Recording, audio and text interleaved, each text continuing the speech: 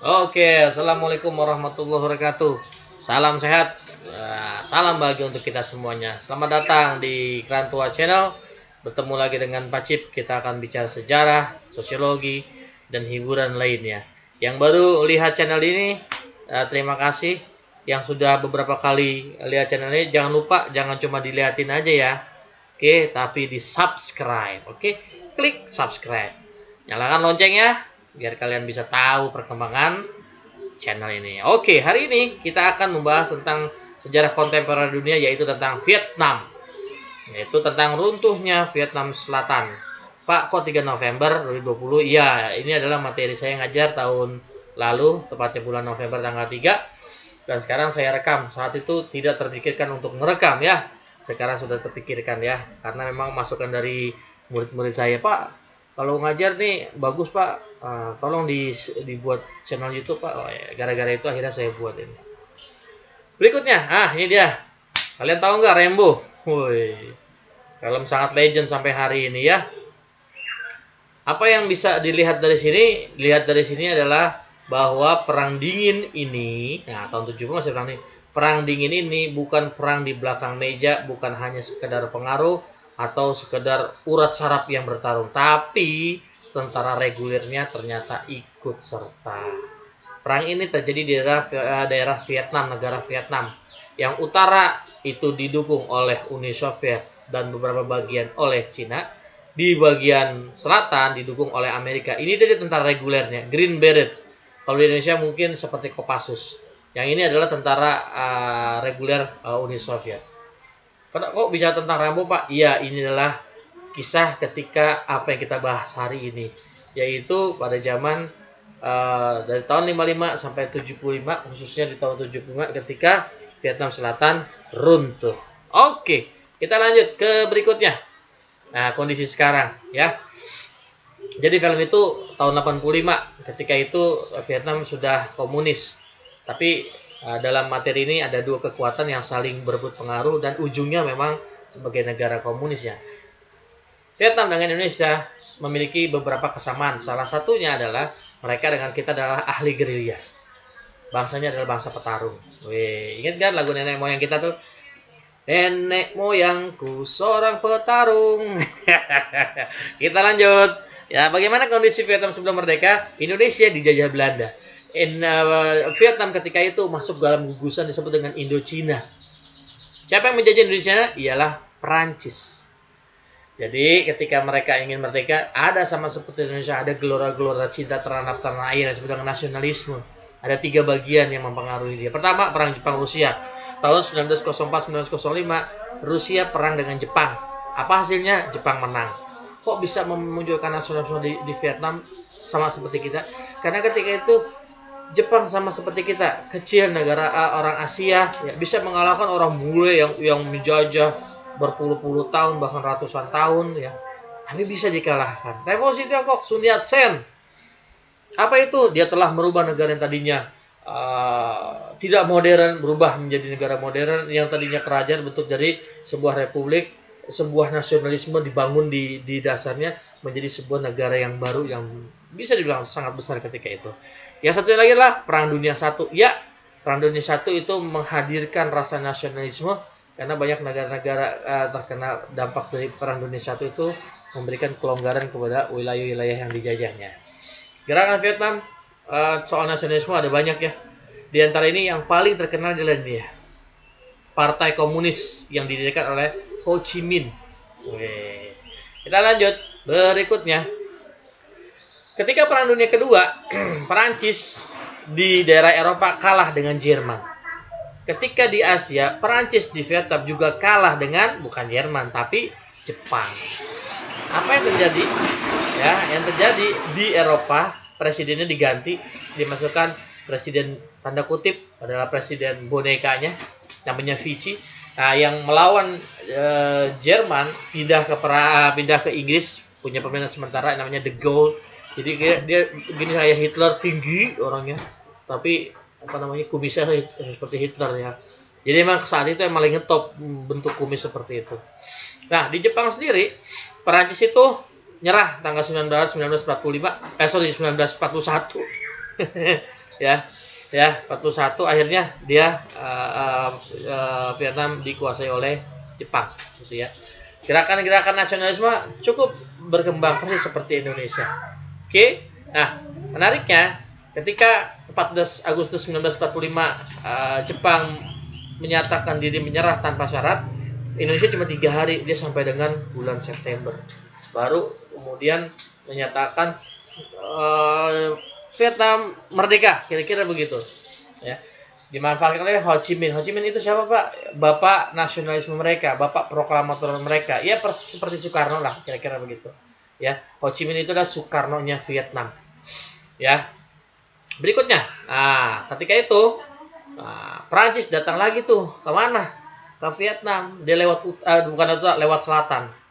Nah, sampai mana garis lintang 16.0. Nah, di daerah situlah yang kemudian nanti dalam sebuah perjanjian, nah ini dia, dalam sebuah perjanjian akhirnya dibagi dua kira-kira gitu ya.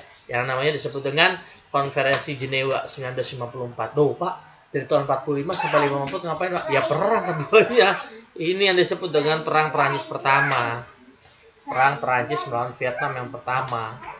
Nah, setelah perang itu, ya tahun 45 sampai 49, ya setelah perang itu, jadi perang itu bisa dengan perang sipil ya. Jadi Vietnam dengan Vietnam murni lah kira-kira begitu. Walaupun sebenarnya sebagian selatan itu didukung oleh Perancis supaya Perancis bisa bernegosiasi di wilayah selatan. Yang di sini adalah dibantu juga dengan Cina, tapi yang terlihat di lapangan lebih banyak sebagai perang sipil atau perang saudara. Berikutnya, ya. Setelah tahun 45 hingga tahun 1955 ya, di mana Perancis berkuasa di bagian selatan, komunis yang agak ke Cina-Cinaan berkuasa di bagian utara, akhirnya diputuskan untuk terpecah menjadi dua. Tapi negara tersebut utara dan selatan tidak mengharapkan hal tersebut. Mereka ingin mempersatukan wilayahnya masing-masing, terutama adalah di bagian utara. Memanas itu karena banyak kepentingan yang ada di situ, termasuk kepentingan Amerika, sehingga Amerika tahun 1965 tidak tanggung-tanggung itu dia. Membuat pasukan yang banyak, mengirimkan logistik peperangan. Tahun 65 datang di bulan Februari itu. Datang kemana? Ke wilayah Vietnam bagian selatan. Jelas-jelas dia mendukung perang. Ketika berperang, dia bersama tentara Vietnam bagian selatan, dan dia tentara regulernya yang pegang senjata perang dengan tentara bagian utara yang disebut dengan Viet Cong.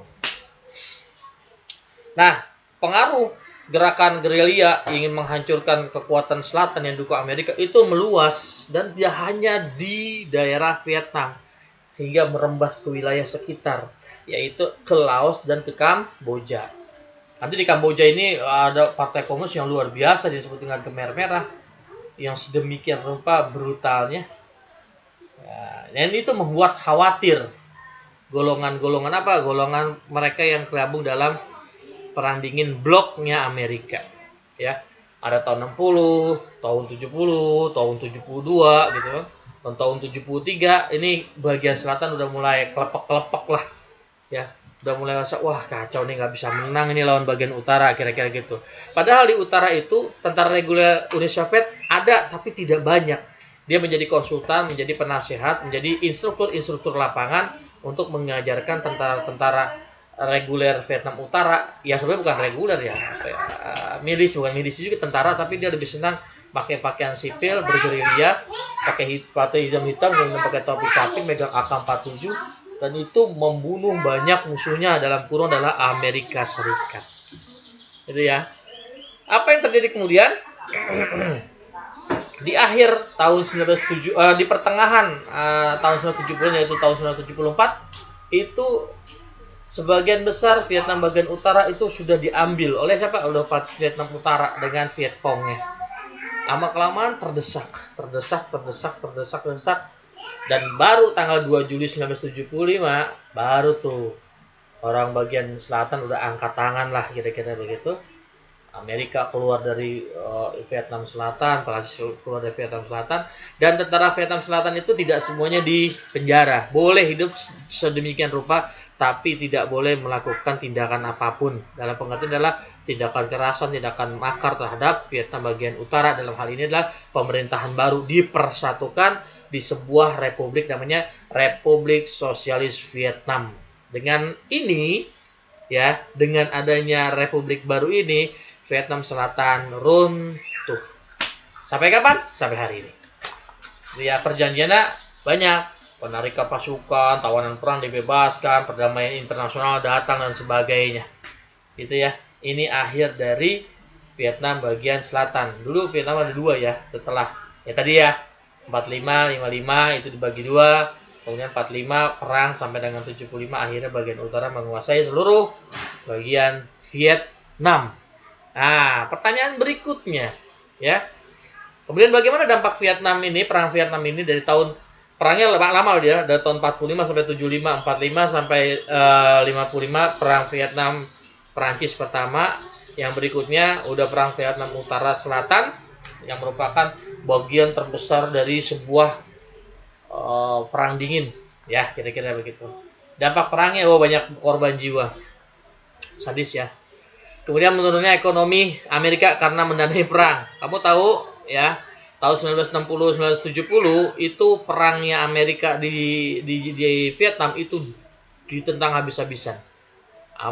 Kalau di musisi itu ada kaum hippies, ada orang yang suka pakai apa ya, yang suka jalan-jalan traveling. Kemudian dia membuat sebuah pagelaran namanya Woodstock. Itu asal muasalnya adalah penentangan terhadap perang Vietnam. Dan kaum sipil di Amerika merasa menang karena akhirnya ditarik pasukannya karena tekanan publik, karena ekonomi semakin menurun, dan karena hal yang penting juga Amerika kalah di Vietnam. Ya. Dan ketiga, apa dampak perang Vietnam? Penyebaran paham komunis.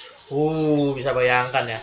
Perang dunia, perang dingin, satu liberal kapitalis, satu lagi komunis. Ya, ternyata yang menang di Asia Tenggara itu adalah komunis. Suka tidak suka dalam pengertian adalah bahwa pengaruh komunis itu banyak menyebar di daerah Asia Tenggara, dan itu membuat khawatir Amerika ketika itu. Karena sebenarnya ketika perang dingin itu cuma ada dua pemimpinnya, satu Uni Soviet, satu Amerika. Ya, apa dampaknya terhadap Indonesia khususnya?